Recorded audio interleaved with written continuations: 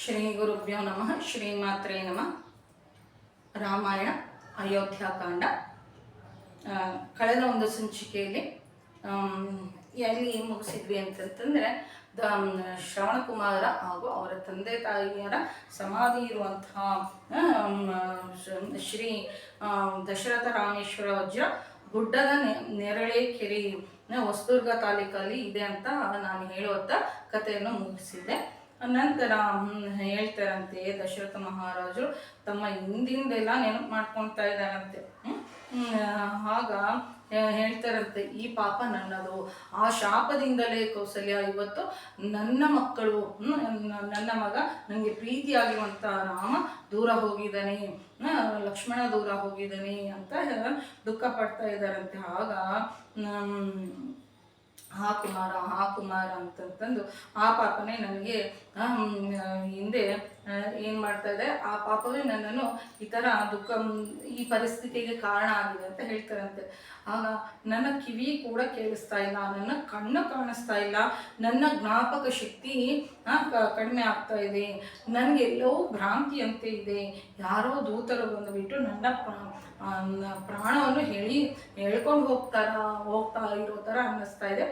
ರಾಮನನ್ನು ನೋಡುವಂಥ ಅದೃಷ್ಟ ನನಗಿನ್ನೂ ಇಲ್ಲ, ನಾನೇನು ತಪ್ಪು ಮಾಡಿಲ್ಲ, ನನ್ನನ್ನು ಕ್ಷಮಿಸು ಕೌಸಲ್ಯ, ಸುಮಿತ್ರ ಅಂತ ಹೇಳ್ತಾ ರಾಮ ರಾಮ ರಾಮ ಅಂತಂತಂದು ದಶರಥ ಮಹಾರಾಜರು ಪ್ರಾಣವನ್ನು ಬಿಟ್ಬಿಟ್ರಂತೆ.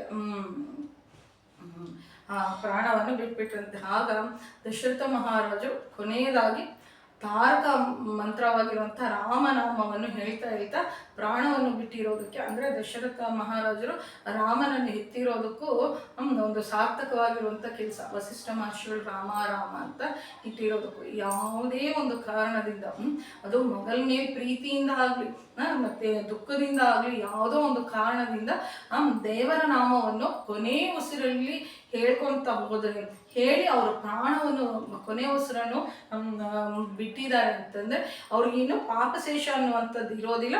ಪಾಪಶೇಷ ಅನ್ನುವಂಥದ್ದು ಕೋಟಿ ಕೋಟಿ ಜನ್ಮದಿಂದ ಬಂದಿರುವಂಥ ಪಾಪಶೇಷಲ್ಲಿ ಹೋಗ್ಬಿಟ್ಟು ಅವ್ರ ಪಾಪಶೇಷ ಇಲ್ಲದೆ ಮತ್ತೆ ಹುಟ್ಟಬೇಕಾಗಿರುವಂಥ ಕಾರಣ ಇಲ್ಲದೆ ಮುಕ್ತಿಯನ್ನು ಹೊಂದುತ್ತಾರೆ ಅಂತ ನಮ್ಮ ಶಾಸ್ತ್ರಗಳು ಹೇಳುತ್ತೆ. ಇದಕ್ಕೆ ಒಂದು ಅಜಲಾಮಿಂದೋಪಾಖ್ಯಾನ ಅನ್ನುವಂಥದ್ದು ಶ್ರೀಮದ್ ಭಾಗವತದಲ್ಲಿ ಕೂಡ ನಾವು ಕೇಳ್ತೀವಿ. ಆತ ಅಜಲಾಮಿಂದ ಬಹಳನೇ ದುಷ್ಟನಾಗಿರ್ತಾನೆ. ನಾನು ಹೊಸದಾಗಿ ಹೇಳುವಂಥ ಕೆಲಸ ಇಲ್ಲ. ಆತ ವೇಷಸ್ತ್ರೀಯರಲ್ಲಿ ಹೆತ್ತಿರುವಂಥ 6ನೇ ಮಗನಾಗಿರುವಂಥ ಒಬ್ಬನಿಗೆ ಚಿಕ್ಕವನಿಗೆ ನಾರಾಯಣ ಅಂತ ಇರ್ತಾರೆ. ಅವರ ಅಂತ್ಯಕಾಲದಲ್ಲಿ ಯಮದೂತರ ದರ್ಶನ ಆದಾಗ ಭಯ ಪಟ್ಬಿಟ್ಟು ನಾರಾಯಣ ನಾರಾಯಣ ಅಂತ ಕೂಗಿದಾಗ ವೈಕುಂಠದಿಂದ ವಿಷ್ಣು ದೂತರು ಬಂದ್ಬಿಟ್ಟು ಯಮದೂತರನ್ನ ಹೊಡೆದು ಕಳಿಸ್ಬಿಟ್ಟು ಅವ್ರನ್ನ ವೈಕುಂಠಕ್ಕೆ ಕರ್ಕೊಂಡು ಹೋಗ್ತಾರೆ. ಈ ಕಥೆಯನ್ನು ನಾವು ಕೇಳಿರ್ತೀವಿ. ಅದಕ್ಕೋಸ್ಕರನೇ ಮಕ್ಕಳಿಗೆ ಹೆಸರಿಡಬೇಕಾದ್ರೆ ಮಾಡ್ರನ್ ಹೆಸರು, ಅಟೆಂಡೆನ್ಸ್ಗಳಲ್ಲಿ ಫಸ್ಟ್ ಬರಬೇಕು, ಅದು ಇದು ಅಂತಂತಂದು ಅರ್ಥರಹಿತವಾಗಿರದೇ ಇರುವಂಥ ಹೆಸರನ್ನು ಇಡಬೇಡ್ರಿ. ಆ ಹೆಸರು ಇಟ್ಟಿರುವಂಥ ವ್ಯಕ್ತಿಯನ್ನು ಉದ್ಧಾರ ಮಾಡಬೇಕು. ಸುತ್ತೂರ ಕರೆದಿರುವಂಥವ್ರಿಗೂ ಕೂಡ ಉದ್ಧಾರ ಮಾಡಬೇಕು ಅಂತ ನಾನಿಲ್ಲಿ ಕೋರ್ಕೊಳ್ತಾ ಇದ್ದೀನಿ. ಭಗವಂತನ ನಾಮ ಪ್ರಾಸಂಗಿಕವಾಗಿ ಕೂಡ ಹೇಳಿದ್ರು ಅದು ಪುಣ್ಯವನ್ನು ಕೊಡುತ್ತೆ. ಮಗ ಅಂತ ಪ್ರೀತಿಯಿಂದ ಆದ್ರೂ ಹಸುಗಳಿಗೆ ಎತ್ತುಗಳಿಗೆ ಕರೆದ್ರು, ಪಶುವನ್ನು ಕರೆದ್ರು ಕೂಡ ಭಗವಂತ ನನ್ನ ನಾಮಸ್ಮರಣೆ ಮಾಡಿದ್ದಾನೆ ಅಂತಂತಂದು ಏನೋ ಲೆಕ್ಕ ಇಟ್ಕೊಂತಾನಂತೆ. ಅಷ್ಟು ಕಾರಣ ಕಲಿಯುಗದಲ್ಲಿ ಭಗವಂತನ ನಾಮಸ್ಮರಣೆಗಿಂತ ಭಗವಂತನ ಸೇರ್ಕೊಳೋದಕ್ಕೆ ಒಂದು ಇದಿಲ್ಲ ಅಂತ ನಾನು ಮತ್ತೊಮ್ಮೆ ಮನವಿ ಮಾಡ್ತಾ ಇದ್ದೀನಿ. ರಾಮ ರಾಮ ಅಂತಂತಂದು ಅವರು ಪ್ರಾಣವನ್ನು ಬಿಟ್ಬಿಡ್ತಾರೆ. ಅಲ್ಲೇ ಕೂತ್ಕೊಂಡಿರುವಂಥ ಕೌಸಲ್ಯ, ಸುಮಿತ್ರ, ದಶರಥರು ಹಗಲೆಲ್ಲ ಮೂರ್ಛೆ ಹೋಗ್ತಾ ಇದ್ದಾರಲ್ಲ, ಈಗಲೂ ಹಾಗೆ ಮೂರ್ಛೆ ಹೋಗಿದ್ದಾರೆ ಅಂತ ಅನ್ಕೊಳ್ತಾರಂತೆ. ಅವ್ರು ಹಾಗೆ ದಶರಥ ಮಹಾರಾಜರ ಪಕ್ಕದಲ್ಲೇ ಕುತ್ಕೊಂಡೇ ನಿದ್ದೆ ಹೋಗ್ತಾರಂತೆ. ಮಾರನೇ ದಿನ ಮಂದಿ ಮಾಂಧರರು ಅಂದರೆ ಹೊಗಳುವಂಥವ್ರು, ಸ್ತೋತ್ರ ಮಾಡುವಂಥವ್ರು ಬಂದ್ಬಿಟ್ಟು ಎಷ್ಟು ಸ್ತೋತ್ರ ಮಾಡಿದ್ರು ದಶರಥ ಮಹಾರಾಜು ಎಚ್ಚರಿಕೆ ಆಗಲಿಲ್ವಂತೆ. ಅವರು ಎದ್ದಾಳಲಿಲ್ವಂತೆ. ಅಲ್ಲೇ ನಿದ್ರಿಸ್ತಾ ಇರುವಂಥ ಕೌಸಲ್ಯಮ್ಮನ್ನ ಕೇಳಿದಾಗ ಪ್ರಭು ಚಲನೆ ಇಲ್ಲಮ್ಮ ಅಂತ ಹೇಳ್ತಾರಂತೆ. ಆಗ ಕೌಸಲ್ಯ ಆ ಪರದೆಯನ್ನು ತೆಗೆದುಬಿಟ್ಟು ಒಳಗಡೆ ಹೋಗಿ ನೋಡುವಷ್ಟರಲ್ಲಿ ದಶರಥ ಮಹಾರಾಜರು ಮರಣಿಸಿದಾರಂತೆ. ದಶರಥರು ಮರಣಿಸಿರುವಂಥ ವಿಷಯವನ್ನು ತಿಳ್ಕೊಂಡಿರುವಂಥ ಆತನ ಆ ಕೌಸಲ್ಯ ಸುಮಿತ್ರಾ ಮತ್ತೆ ದುಃಖಕ್ಕಂತೆಯೇ ಇರುವಂಥ ಆತನ 350 ಜನ ಹೆಂಡತಿಯರು ಕೂಡ ಅಂತಃಪುರದಲ್ಲಿ ಕ್ರೌಂಚ ಪಕ್ಷಿಗಳಂತೆ ಬಿಗಿಯಾಗಿ ಹಾಗೆ ದುಃಖ ಪಡ್ತಾ ಇದ್ದಾರಂತೆ. ಕೌಸಲ್ಯ ದುಃಖಕ್ಕೆ ಅಂತವೇ ಇಲ್ಲದ ಅಂತ ಹಾಗೆ ಬಿಟ್ಟಿದೆಯಂತೆ. 4 ಜನ ಮಕ್ಕಳಿದ್ರು ಅಂತ್ಯೇಷ್ಟಿ ಸಂಸ್ಕಾರ ನಿರ್ವಹಿಸೋದಕ್ಕೆ ಒಬ್ಬ ಮಗ ಕೂಡ ಏನು ಹತ್ತಿರದಲ್ಲಿ ಇಲ್ಲದೆ ಇರುವಂತ ಕಾರಣದಿಂದ ಏನೋ ಇದಪ್ಪ ವಯಸ್ಸಾಗಿರುವಂತ ಕಾಲದಲ್ಲಿ ಮಕ್ಕಳ ಹತ್ರ ಇಲ್ಲದೆ ಇರುವಂಥದ್ದು ಅದಷ್ಟು ನರಕ ಅಂತಂತಂದು ಇವಾಗ ಅರ್ಥ ಆಗುತ್ತೆ. ಯಾಕೆಂತಂದ್ರೆ ತಂದೆ ತಾಯಿನ ಬಿಟ್ಬಿಟ್ಟು ಎಲ್ಲೋ 2 ದಿನನೋ 3 ದಿನನೋ ಇದು ಪ್ರಯಾಣ ಮಾಡಬೇಕು, ವಿದೇಶದಲ್ಲಿ ಇರ್ತಾರೆ. ಯಾವ ಟೈಮಲ್ಲಿ ಹೆಂಗಾಗುತ್ತೋ, ಮಕ್ಕಳು ಹೇಗಿದಾರೋ ಅಂತಂತಂದು ತಂದೆ ತಾಯಿ ಹೇಗಿದಾರೋ ಅಂತಂತಂದು ಮಕ್ಕಳು ಏನು ತಂದೆ ತಾಯಿ ಹೋದ ನಂತರ ಈಗಿನ ಕಾಲದಲ್ಲಿ ಹೇಳ್ತಾ ಇರುವಂಥದ್ದು 3-4 ದಿನ ಆದ್ರೂ ಆ ಶವಗಳಿಗೆ ಸಂಸ್ಕಾರ ಮಾಡ್ದಲೇ ಇದಾಗಿರುವಂಥ ಒಂದು ಪರಿಸ್ಥಿತಿ ಬಂದಿದೆ ಅಂತ ನಾನು ಇಲ್ಲಿ ತಿಳಿಸ್ಬೇಕಾಗುತ್ತೆ. ಆಗ ಅಂತ್ಯೇಷ್ಟಿ ಸಂಸ್ಕಾರ ಮಾಡೋದಕ್ಕೆ 4 ಜನ ಮಕ್ಕಳಿದ್ರು ಒಬ್ಬರು ಹತ್ರ ಇಲ್ಲ. ಆದ್ದರಿಂದ ದಶರಥನ ಶರೀರವನ್ನು ತೈಲ ದ್ರೋಣಿಯಲ್ಲಿ ಅಂತಂದ್ರೆ ರಾಸಾಯನಗಳೊಂದಿಗೆ ತುಂಬಿರುವಂಥ ರಾಸಾಯನಗಳನ್ನು ಗಿಡಮೂಲಿಕೆಗಳನ್ನು ತುಂಬಿರುವಂಥ ಒಂದು ತೈಲದಲ್ಲಿ ಅಂತಂದ್ರೆ ಎಣ್ಣೆ ದೇಹ ಮುಳುಗೋ ಥರ ಎಣ್ಣೆಯ ಒಂದು ತೊಟ್ಟಿನೇ ಅಂತ ಅನ್ಕೋಬೋದು. ಆ ತೊಟ್ಟಿಯಲ್ಲಿ ಎಣ್ಣೆಯಲ್ಲಿ ಈ ಗಿಡಮೂಲಿಕೆಗಳನ್ನೆಲ್ಲವನ್ನು ಮಿಶ್ರಣ ಮಾಡಿಬಿಟ್ಟು ಶರೀರವನ್ನು ಅದರಲ್ಲಿ ಇದು ಏನು ಮಾಡ್ತಾ ಇದ್ರು ಅದರಲ್ಲಿ ಇಟ್ಬಿಟ್ಟಿರುತ್ತೆ. ಅದರಿಂದ ಆ ಶರೀರ ಏನು ಹಾಳಾಗ್ದಲೇ ಇರ್ತಾ ಇತ್ತಂತೆ. ಹಾಳಾಗ್ದಲೇ ಇರ್ತಾ ಇತ್ತು. ಇಲ್ಲಿ ನಮ್ಮ ಭಾರತೀಯ ಸನಾತನ ಧರ್ಮದಲ್ಲಿ ಶರೀರವನ್ನು ಹೀಗೆ ಭದ್ರಪಡಿಸ್ಕೊಳ್ತಾ ಇರುವಂಥದ್ದು ಬಹಳಷ್ಟು ಕಡೆ ನಾವು ನೋಡ್ಬೋದಾಗುತ್ತೆ. ಸ್ವಾಮಿ ಯೋಗಾನಂದರು ನಿಮ್ಗೆಲ್ಲರೂ ಗೊತ್ತಿರುತ್ತೆ. ಸ್ವಾಮಿ ವಿವೇಕಾನಂದರ ಸಮಕಾಲೀನರ ಮಹನೀಯರು. ಅವರ ಒಂದು ಜೀವನ ಚರಿತ್ರೆ 44 ಕೋಟಿ ಜನ ಇಡೀ ಪ್ರಪಂಚದಲ್ಲಿ ಓದಿದರೆ. ಅವರ ಒಂದು ಜೀವನ ಚರಿತ್ರೆಯನ್ನು ಓದಿದ್ರೆ ಅದೆಷ್ಟು ಮಹನೀಯರು ಭಾರತ ದೇಶದಲ್ಲಿ ಬೀದಿಯಲ್ಲಿ 4 ಜನ ಅದೆಷ್ಟು ಇರ್ತಾ ಇದ್ರು ಅಂತ ನಮ್ಗೆ ಅರ್ಥ ಆಗುತ್ತೆ. ಆ ಮಹನೀಯರು ಯೋಗದ ಒಂದು ಮಾರ್ಗದಿಂದ ಪ್ರಾಣವನ್ನು ಬಿಟ್ಟಾಗ 23 ದಿನಗಳು ಅವರು ಒಂದು ಸೋಫಾದ ಮೇಲೆ ಪ್ರಾಣವನ್ನು ಬಿಟ್ಟಿದ್ರಂತೆ.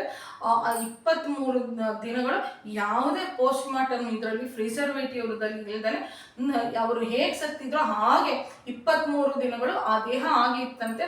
ಆ ದೇಹದಲ್ಲಿ ಒಂದಿಷ್ಟು ಗಾಯ ಆಗಲಿ ಒಂದಿಷ್ಟು ಬೊಬ್ಬೆ ಆಗಲಿ ಬರ್ದಲೆ ಅಂತಂದ್ರೆ ನಮ್ಮೆಲ್ಲರಿಗೂ ಗೊತ್ತಿರುತ್ತೆ. ನಾನು ಇವತ್ತು ದೇಹ ಬಿಟ್ಟಿದ್ದೀನಿ ಅಂದ್ರೆ ನಾಳೆ ಇಷ್ಟೊತ್ತಿಗೆ ನನ್ನ ದೇಹ ಡಿಕಂಪೋಸ್ ಆಗೋದಕ್ಕೆ ಪ್ರಾರಂಭ ಆಗುತ್ತೆ. ಯಾರಿಗಾದ್ರೂ ಅಷ್ಟೇ ಅಲ್ವಾ. ಆದರೆ 23 ದಿನಗಳು ಏನು ಅವ್ರ ದೇಹ ಅನ್ನುವಂಥದ್ದು ಹಾಳಾಗದಲೇ ಇತ್ತಂತೆ. ಅಲ್ಲಿ ಅಮೇರಿಕಾದಲ್ಲಿ 1950ರಲ್ಲಿ ಈ ಘಟನೆ 51-52ರಲ್ಲೂ ನಡೆದಿದೆ. ಒಂದು 70 ವರ್ಷದ ಕೆಳಗೆ ಅಲ್ಲಿ ಡಾಕ್ಟರ್ಸ್ ಎಲ್ಲ 100 ಜನ ಡಾಕ್ಟರ್ಸ್ ಬಂದ್ಬಿಟ್ಟು ಏನಿದು ಜೀವ ನೋಡಿದ್ರೆ ಇಲ್ಲ, ಪ್ರಾಣ ನೋಡಿದ್ರೆ ಇಲ್ಲ, ಆದರೆ ದೇಹ ಯಾಕೆ ಡಿಕಂಪೋಸ್ ಆಗ್ತಾ ಇಲ್ಲ ಅಂತಂತಂದು ಬಹಳಷ್ಟು ಜನ ಪರೀಕ್ಷೆ ಮಾಡಿಬಿಟ್ಟು ಅರ್ಥ ಆಗದಲ್ಲೇ ಸುಮ್ಮನೆ ಬಿಟ್ಬಿಟ್ಟಿದ್ದಾರೆ. ಭಾರತ ದೇಶದಿಂದ ಅಡಿಗೆನಲ್ಲಿ ಹೋಗ್ಬಿಟ್ಟು ಅವರ ಶಿಷ್ಯರೆಲ್ಲರೂ ಅವರನ್ನು ಅಂತಿಮ ದರ್ಶನ ಮಾಡ್ಕೊಂಡಿದ್ದಾರೆ ಅಂತ ನಾವಿಲ್ಲಿ ತಿಳ್ಕೊಬೇಕಾಗುತ್ತೆ. ಅಂತಂದ್ರೆ ಯಾರು ಶಂಕರಾಚಾರ್ಯರು ಕೂಡ ಪರಕಾಯ ಪ್ರವೇಶ ಅನ್ನುವಂಥ ವಿದ್ಯೆ ಕೂಡ ಹೊಂದಿದ್ರು ಅಂತ ನಾವು ಅವರ ಚರಿತ್ರೆಯಲ್ಲೂ ತಿಳ್ಕೊಬೇಕಾಗುತ್ತೆ. ನಮ್ಮ ದೇಶದಲ್ಲಿ ತಿಳಿದೇ ಇರುವಂಥ ವಿಜ್ಞಾನ ಯಾವುದೂ ಇಲ್ಲ. ನಾವು ಈಗ ಕೆಲವಷ್ಟು ಶೂಟೌಟ್ಗಳನ್ನ ನೋಡ್ತಾ ಇರ್ತೀವಿ. ಅಂದರೆ ಕ್ರಿಮಿನಲ್ಸ್ಗಳನ್ನ ಅವ್ರನ್ನ ಸಾಯಿಸಿದ್ದಾರೆ ಅಂತ ಒಂದು 10 ದಿನ ಡೆಲ್ಲಿಯಲ್ಲಿ ತಗೊಂಡೋಗಿ ಆ ದೇಹಗಳನ್ನು ಭದ್ರಪಡಿಸಿದ್ರು. ಅಂತಂದ್ರೆ ಆಧುನಿಕವಾಗಿರುವಂಥ ಎಲ್ಲ ಸವಲತ್ತುಗಳಿಂದ ಆ ಶವಗಳನ್ನು ಭದ್ರಪಡಿಸಿದ್ರು 10-12 ದಿನಕ್ಕಿಂತ ಅದನ್ನ ಉಳಿಸೋದಕ್ಕಾಗೋದಿಲ್ಲ, ಅದು ಕೊಳಿದಲೇ ಉಳಿಸೋದಕ್ಕಾಗೋದಿಲ್ಲ. ಆದ್ರೆ ಆ ಕಾಲದಲ್ಲಿ ಭರತ ಬರುವಷ್ಟರಲ್ಲಿ ಸರಿಸುಮಾರು 10-12 ದಿನನೇ ಆಗ್ಬಿಟ್ಟಿತ್ತು ದಶರಥರು ಶರೀರವನ್ನು ಬಿಟ್ಬಿಟ್ಟು. ಆ ಥರ ಹಾಳಾಗದಲೇ ಇರುವಂಥ ಒಂದು ವಿಜ್ಞಾನ ಕೂಡ ನಮ್ಮ ದೇಶದಲ್ಲಿ ಇದೆ ಅಂತ ನಾನಿಲ್ಲಿ ತಿಳಿಸೋದಕ್ಕೆ ಇಷ್ಟಪಡ್ತೀನಿ. ಈಗ ಕಥೆಯಲ್ಲಿ ಮುಂದೆ ಹೋಗೋಣಂತೆ. ಆಗ ಆ ದಿನ ನಡೆದಿರುವಂಥ ಹಠಾತ್ ಪರಿಣಾಮಕ್ಕೆ ಎಲ್ಲರೂ ದುಃಖ ಪಡ್ತಾ ಇದ್ದಾರಂತೆ. ಆ ದಿನ ರಾತ್ರಿ ಕಳೆದ ನಂತರ ಮಾರನೇ ದಿನ ಮಹರ್ಷಿಗಳೆಲ್ಲರೂ ಸಭಾ ಮಂಟಪದಲ್ಲಿ ಸಮಾವೇಶ ಆಗ್ತಾರಂತೆ. ಆಗ ಸಭೆಯಲ್ಲಿ ಮಾರ್ಕಂಡೇಯ, ಮರುದ್ಧಲ, ವಾಮದೇವ, ಕಶ್ಯಪ, ಕಾತ್ಯಾಯನ, ಗೌತಮ, ಜಾಪಾಲಿ ಮೊದಲಾಗಿರುವಂತಹ ಮಹರ್ಷಿಗಳು ಸಮಾವೇಶ ಆಗಿರ್ತಾರಂತೆ. ಯಾಕಪ್ಪ ಈ ಮಹರ್ಷಿಗಳು ಅಂತಂದ್ರೆ ರಾಜಂಗೆ ಒಂದು ಸಲಹೆಯನ್ನು ಕೊಡುವಂಥದ್ದೇ ಈ ಮಹರ್ಷಿಗಳು. ರಾಜರು ಒಂದು ಜೀವನವನ್ನು ಮಾರ್ಗದರ್ಶನ ಮಾಡುವಂಥವ್ರೆ ಕುಲಪುರೋಹಿತರು ಅಂತ ನಾವಿಲ್ಲಿ ತಿಳ್ಕೊಬೇಕಾಗುತ್ತೆ. ಈ ಮಹರ್ಷಿಗಳೆಲ್ಲರೂ ವಸಿಷ್ಠರೊಂದಿಗೆ ಹೀಗಂತಾರಂತೆ, ಮಹಾನುಭಾವ, ಒಂದು ದಿನ ರಾತ್ರಿ ರಾಜ ಇಲ್ಲದೆ ರಾಜ್ಯ ಕಳೆದ್ಬಿಟ್ರೆ 100 ವರ್ಷಗಳು ಕಳೆದಂಗಿರುತ್ತೆ.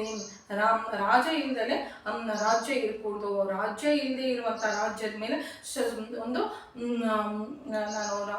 ಎಷ್ಟು ಚೆನ್ನಾಗಿ ಹೇಳ್ತಾ ಇದ್ದಾರೆ ನೋಡ್ರಿ. ರಾಮಾಯಣ ಅಂತಂದ್ರೆ ಒಂದು ರಾಜನೀತಿ ಶಾಸ್ತ್ರ ಅಂತ ನಾನು ಬಾಲಕಾಂಡದಲ್ಲಿ ಹೇಳಿದ್ದೆ. ರಾಜ ಇಲ್ದಲೆ ಒಂದು ದಿನ ರಾಜ ಇಲ್ದಲೆ ರಾಜ್ಯ ಇದ್ರೆ ರಾಜ್ಯಕ್ಕೆ ಏನೇ ನಷ್ಟ ಅಂತಂತಂದು ಇಲ್ಲಿ ಹೇಳ್ತಾ ಇದ್ದಾರೆ. ರಾಜ ಇಲ್ಲದೆ ರಾಜ್ಯದ ಮೇಲೆ ಶತ್ರುಗಳ ದೃಷ್ಟಿ ಬೀಳೋದು ಒಂದೇ ಅಲ್ಲ, ಮೇಘಗಳಿಂದ ಕೂಡಿರುವಂಥ ಮಳೆ ಬೀಳೋದಿಲ್ಲ. ರಾಜ್ಯದಲ್ಲಿ ಯಾವ ಕುಟುಂಬದಲ್ಲೂ ಗಂಡನ ಮಾತನ್ನು ಹೆಂಡತಿ ಕೇಳೋದಿಲ್ಲ. ಎಲ್ಲಿ ಯಾಗ ಯಜ್ಞಾದಿ ಕ್ರತುಗಳನ್ನು ಮಾಡೋದಿಲ್ಲ. ಒಂದು ವೇಳೆ ಮಾಡಿದ್ರೂ ದಕ್ಷಿಣೆ ಕೊಡೋದಿಲ್ಲ. ಎಲ್ಲೂ ಕೂಡ ಪುರಾಣ ಮತ್ತು ಕಾವ್ಯಗಳು ಮೊದಲಾಗಿರುವಂಥದ್ದು ಕೇಳುವಂಥ ವಿಶೇಷಗಳನ್ನು ವಿವರಿಸುವಂಥ ಪಂಡಿತರು ಮುಂದಕ್ಕೆ ಬರೋದಿಲ್ಲ. ಯುಕ್ತ ವಯಸ್ಸಿನಲ್ಲಿ ಅಂದರೆ ವಯಸ್ಸಿನಲ್ಲಿ ಇರುವಂತಹ ಕನ್ಯೆಯರು ಅಲಂಕಾರ ಮಾಡಿಕೊಂಡು ಸಾಯಂಕಾಲದ ಕಾಲದಲ್ಲಿ ಸಂತೋಷದಿಂದ ಉದ್ಯಾನವನದಲ್ಲಿ ಹೂಗಳನ್ನು ಶೇಖರಣೆ ಮಾಡುತ್ತಾ ಆನಂದವಾಗಿ ಕುತ್ಕೊಂಡು ಮಾತನಾಡುವಂಥ ಪರಿಸ್ಥಿತಿ ಇರೋದಿಲ್ಲ. ಹೆಣ್ಣು ಮಕ್ಕಳು ಕಾಣಿಸಿದ್ರೆ ಅವರನ್ನು ಕೆಟ್ಟ ದೃಷ್ಟಿಯಿಂದ ನೋಡುವಂಥ ಯವ್ವನದಲ್ಲಿರುವಂಥ ಮೃಗಗಳು ಹೊರಡ್ತವೆ. ತಪಸ್ಸನ್ನು ಮಾಡ್ಕೊಳ್ಳುವಂಥ ಋಷಿಗಳು ತಮ್ಮ ಹೊಟ್ಟೆ ತುಂಬಿಸ್ಕೊಳ್ಳೋದಕ್ಕೋಸ್ಕರ ಗ್ರಾಮಕ್ಕೆ ಬರೋದಿಲ್ಲ. ವರ್ತಕರು ತಮ್ಮ ಸಂಪಾದನೆಯನ್ನು ಎಲ್ಲಿ ಅಂದರೆ ವ್ಯಾಪಾರ ಮಾಡುವಂಥವ್ರು ತಮ್ಮ ಸಂಪಾದನೆಯನ್ನು ಎಲ್ಲಿ ಬಚ್ಚಿಟ್ಕೋಬೇಕು ಅಂತಂತಂದು ಭಯದಿಂದ ಮೂಟೆಗಳನ್ನು ಕಟ್ಕೊಂತ ದಿನವನ್ನು ಕಳೀತಾ ಇರ್ತಾರೆ. ನನ್ನ ಭೂಮಿ, ನಿನ್ನ ಭೂಮಿ ಅಂತ ಹೇಳುವಂಥವ್ರು ಇರೋದಿಲ್ಲ. ಎಲ್ಲದಕ್ಕೂ ಮಿಗಿಲಾಗಿ ಪ್ರಜೆಗಳಲ್ಲಿ ನಿರಾಸೆ ನಿಸ್ಪೃಹೆಗಳು ಏನು ಮಾಡುತ್ತೆ, ಮನಸ್ಸಲ್ಲಿ ಇದ್ದುಬಿಡುತ್ತೆ. ರಾಜನೇ ಸತ್ಯ, ರಾಜನೇ ಧರ್ಮ, ರಾಜನೇ ತಾಯಿ, ರಾಜನೇ ತಂದೆ, ರಾಜನೇ ದೈವ, ರಾಜನೇ ಸಮಸ್ತ. ಅದಕ್ಕಾಗಿ ಸಿಂಹಾಸನ ಖಾಲಿಯಾಗಿ ಇರ್ಕೂಡ್ದು. ಯಮಧರ್ಮರಾಜ ಪ್ರಾಣ ತೆಗಿತಾನೆ, ವಾಯು ಗಾಳಿಯನ್ನು ಬೀಸ್ತಾನೆ, ವರ್ಣ ಮಳೆಯನ್ನು ಸುರಿಸ್ತಾನೆ. ಆದರೆ ಅಷ್ಟದಿಕ್ಪಾಲಕರ ಸಮಸ್ತ ವಿಧಿಗಳನ್ನು ರಾಜ ನಿರ್ವಹಿಸ್ತಾನೆ. ಪ್ರಜೆಗಳು ಸಂತೋಷವಾಗಿ ಬದುಕಬೇಕು, ಅನ್ನ ತಿನ್ನಬೇಕು, ಅವರವರ ವೃತ್ತಿಯಲ್ಲಿ ಅವರು ಸಕ್ರಮವಾಗಿ ಪ್ರವರ್ತನೆ ಮಾಡೋ ಥರ ರಾಜ ಮಾಡ್ತಾನೆ. ಅದಕ್ಕಾಗಿ ಬೇಗ ಇಕ್ಷ್ವಾಕು ವಂಶ ಸಂಜಾತರಿಗೆ ಪಟ್ಟಾಭಿಷೇಕ ಮಾಡಬೇಕು ಅಂತ ಮಹರ್ಷಿಗಳು ಅಂತಾರಂತೆ. ಆಗ ವಸಿಷ್ಠ ಮಹರ್ಷಿಗಳು ಇದರಲ್ಲಿ ನೀವಾಗಲಿ ನಾನಾಗಲಿ ಆಲೋಚನೆ ಮಾಡುವಂಥ ಕೆಲಸ ಏನಿಲ್ಲ. ಆದ್ದರಿಂದ ದಶರಥರು ಹೋಗ್ತಾ ಒಂದು ನಿರ್ಣಯ ಮಾಡಿ ಹೋಗಿದ್ದಾರೆ. ಭರತನಿಗೆ ಈ ರಾಜ್ಯ ಸಿಕ್ಬೇಕು ಅಂತ ರಾಮನಿಗೆ ಅರಣ್ಯವಾಸ ಮಾಡಬೇಕು ಅಂತ ನಿರ್ಣಯಿಸಿದ್ದಾರೆ. ಆದ್ದರಿಂದ ಭರತನನ್ನು ಕರೆದುಬಿಟ್ಟು ಈ ಸಿಂಹಾಸನದ ಮೇಲೆ ಕೂರಿಸಿ ಪಟ್ಟಾಭಿಷೇಕ ಮಾಡಬೇಕು. ಆದರೆ ಭರತ ತನ್ನ ತಾತನ ಮನೆಯಾಗಿರುವಂಥ ಕೈಕಾ ರಾಜ್ಯದಲ್ಲಿ ಇದ್ದಾನೆ. ಈ ರಾಜ್ಯ ನಮ್ಮ ಅಯೋಧ್ಯಕ್ಕೆ ಬಹಳ ದೂರವಾಗಿದೆ. ಆದ್ದರಿಂದ ವೇಗವಾಗಿ ಕುದುರೆಗಳ ಮೇಲೆ ಹೋಗುವಂಥ ದೂತರನ್ನು ಕಳಿಸೋಣ ಅಂತಂತರಂತೆ. ಆಗ ನಂತರ ವಸಿಷ್ಠರು ದೂತರಾಗಿರುವಂತಹ ಸಿದ್ಧಾರ್ಥ, ಜಯಂತ, ವಿಜಯ, ಅಶೋಕ ಅನ್ನುವಂಥ 4 ಜನ ದೂತರನ್ನು ಸಿದ್ಧ ಮಾಡಿಬಿಟ್ಟು ನೀವು ಕೈಕಾ ರಾಜ್ಯಕ್ಕೆ ಹೋಗ್ಬಿಟ್ಟು ಆ ಕೈಕಾ ರಾಜ್ಯನಿಗೆ ವಿಶೇಷವಾಗಿರುವಂಥ ಧನಗಳನ್ನು ಒಂದು ದನದ ಮೂಟೆ ಧನ ಅಂತಂದ್ರೆ ಸಂಪತ್ತಿನ ಮೂಟೆಯನ್ನು ಧನಧಾನ್ಯಗಳನ್ನು ಬಹುಮಾನವಾಗಿ ಕೊಡ್ರಿ. ಅಲ್ಲಿ ನೀವು ತಪ್ಪಿದಾರಿಯಾದ್ರೂ ರಾಮ ಅರಣ್ಯಕ್ಕೆ ಹೋದಂಗೆ, ದಶರಥ ಮಹಾರಾಜು ಮರಣಿಸಿದಂಗೆ ಯಾರಿಗೂ ಹೇಳ್ಕೂಡ್ದು ಅಂತಂದ್ರೆ ಇಲ್ಲಿ ಹೇಳಿದ್ದಾರೆ. ಅಂತಂದ್ರೆ ಯಾವ್ದೋ ಒಬ್ಬ ರಾಜನಿಗೆ ಅಯೋಧ್ಯ ಕೌಸಲ ದೇಶದ ಮೇಲೆ ಏನು ಕಣ್ಣು ಬೀಳ್ಬೋದು. ಇಲ್ಲ ಅಂತಂದ್ರೆ ಅದೇ ಕೌಸಲ ಕೈಕಾ ರಾಜ್ಯ ಅವಕಾಶವನ್ನು ತೆಗೆದುಕೊಳ್ಬಹುದಲ್ವಾ. ಏನೋ ಯಾರ ಮನಸ್ಸಲ್ಲಿ ಏನೋ ಅವಕಾಶವಾದ ತೆಗೆದುಕೊಳ್ಳುವಂಥದ್ದು ಅವಕಾಶ ಬಂದಿದೆ ಅಂತಂದ್ರೆ ಸುಮ್ಮನೆ ಇರುವಂತ ಮನಸ್ಸಲ್ಲೂ ಕೂಡ ಕೆಟ್ಟ ಕೆಟ್ಟ ಆಲೋಚನೆಗಳು ಬರುತ್ತಲ್ವಾ.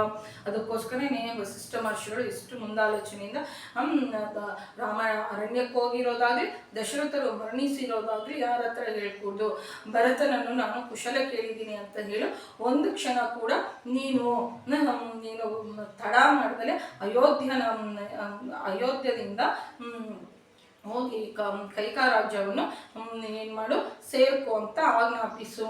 ಯಾರನ್ನ ಒಂದು ಕ್ಷಣ ಕೂಡ ವಸಿಷ್ಠ ಮಹರ್ಷಿಗಳು ಭರತನಿಗೆ ನಾನು ಆಜ್ಞಾಪಿಸಿದ್ದೀನಿ ಅಂತ ಹೇಳು, ಒಂದು ಕ್ಷಣ ಕೂಡ ತಡ ಮಾಡಿದಲ್ಲಿ ನೀನು ಅಯೋಧ್ಯಕ್ಕೆ ಸೇರ್ಕೋಬೇಕು ಅಂತ ಗುರುಗಳು ಹೇಳಿದ್ದಾರೆ ಅಂತ ದೂತರ ಹತ್ರ ಹೇಳಿ ಕಳಿಸು, ಬೇಗ ಬರೋದಕ್ಕೆ ಹೇಳು ಅಂತ ಹೇಳ್ತಾರಂತೆ. ಆಗ ದೂತರು ಮಾರ್ಗ ಮಧ್ಯದಲ್ಲಿ ತಿನ್ನೋದಕ್ಕೋಸ್ಕರ ಆಹಾರ ಸಂಭಾರಗಳನ್ನು ತಗೊಂಡು ಅಡ್ಡದಾರಿಯಿಂದ ಹೋಗ್ತಾರಂತೆ. ಅವರಿಗೆ ರಾಜ್ಯಭಕ್ತಿ ಇರುವಂಥವ್ರು.